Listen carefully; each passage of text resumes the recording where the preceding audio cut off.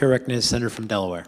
Mr. President, when we began this year's appropriations process, the task before us seemed almost impossible. It has been many, many years since we have completed the full appropriations process, and there were lots of challenges in a divided nation and a divided Congress. And I just wanted to briefly this evening, as we conclude this process in the Senate, take a moment and thank the Chair and Vice Chair of the Full Appropriations Committee, Senators Collins and Senator Murray. They and their staff made the impossible real. The bills just passed through this body and headed now to the House will save lives and change them, will fund hundreds of billions of dollars of positive and valuable activity on behalf of the people of the United States. The subcommittee for which I'm responsible in this Congress as the ranking member is the appropriations for the Department of Defense and for our intelligence communities. The chair, Senator McConnell.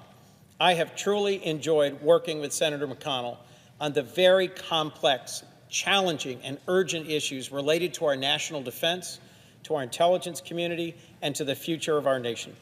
Senators, as we all know, don't do anything on their own, even on our best days. And so I wanted to take a moment and thank all of the staff and the clerks who worked tirelessly, who stayed up for weeks on end, who dealt with ridiculous crisis deadlines, who negotiated and renegotiated in good faith across the aisle to achieve this result. I want to thank in particular the folks who make the SAC-D subcommittee work. Of course, principally Rob Leonard, who is my clerk, and Robert Karam, who is the clerk for Senator McConnell. But in addition, Gabriella Armanda, Dylan Bird, Rachel Dapiv, Laura Forrest, Abby Grace, Megan Handel, Cole Hodge, Bridget Kolish, Alexa Lorick, Ryan Pettit, Todd Phillips, Catherine Plunkett, Kim Segura, Tom Schaefer, and Elise Stevick. If I missed anyone, count it as my fault, not the staff who helped me assemble that list and the following. I just wanted to also thank a number of the clerks of the subcommittees with whom I've worked.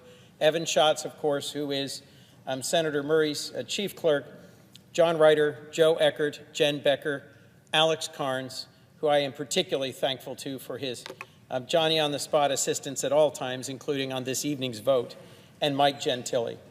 There is more work to do. The next 2 weeks will require us to listen to each other, to work hard, and to hammer out more accountability and transparency for the Department of Homeland Security to help make sure that we meet this moment.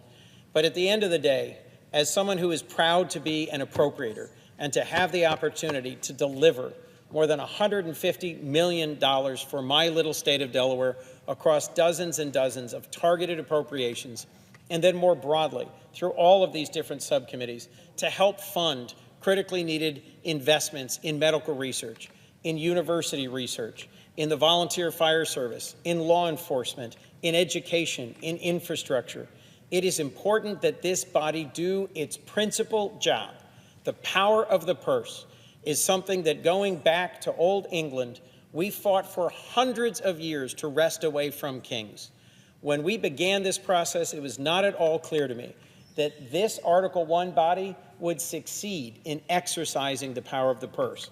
But today we have, and for that I am grateful. And more than anything else, I'm grateful to the incredible and talented staff who have made this easy by their hard work.